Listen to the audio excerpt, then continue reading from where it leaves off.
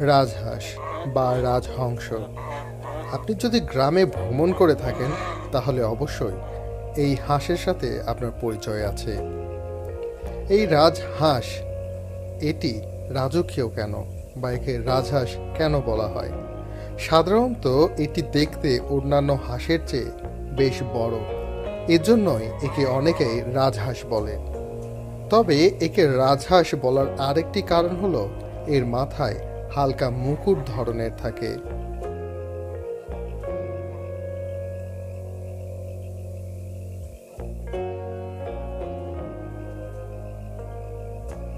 হাঁস শব্দটি এসেছে সংস্কৃত শব্দ হংস থেকে।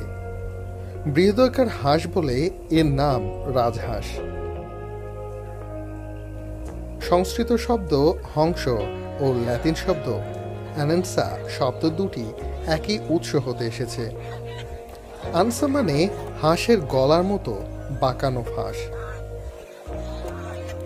আনসেরিফর্ম মানে হংস প্রতিম বা হাঁসের ন্যায়। এরা দেখতে যেমন বড়, এদের গলাও তেমন লম্বা।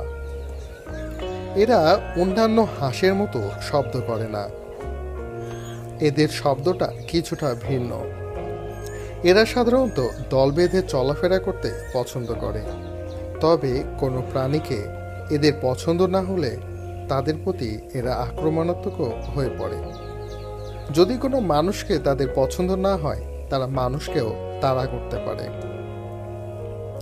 রাজহাঁসের দম্পতিরা সাধারণত সারা জীবন একসাথেই জোট বেঁধে থাকে, তবে কখনো কখনো কোনো কোনো কারণে এদের মধ্যে বিচ্ছেদও হয়। এরা একবারে 3 থেকে 8টি পর্যন্ত ডিম পাড়তে পারে।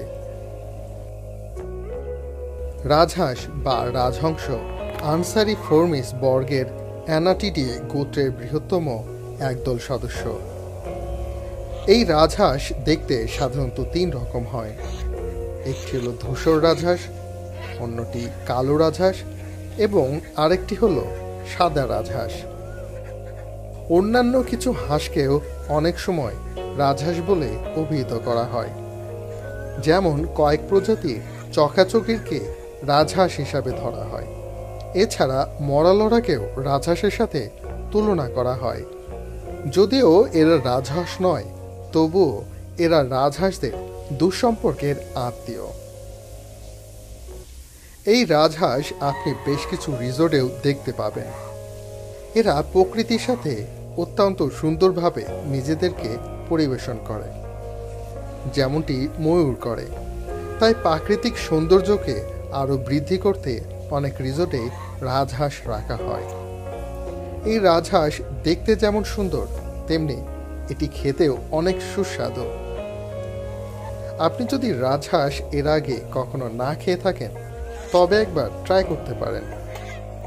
রাজহাঁস কিভাবে রান্না করে খেতে হয় সে বিষয়ে একটি ভিডিও আমি আমার ডিসক্রিপশন বক্সে দিয়ে দিচ্ছি। ভিডিওটি দেখার জন্য অসংখ্য ধন্যবাদ। ভালো থাকবেন।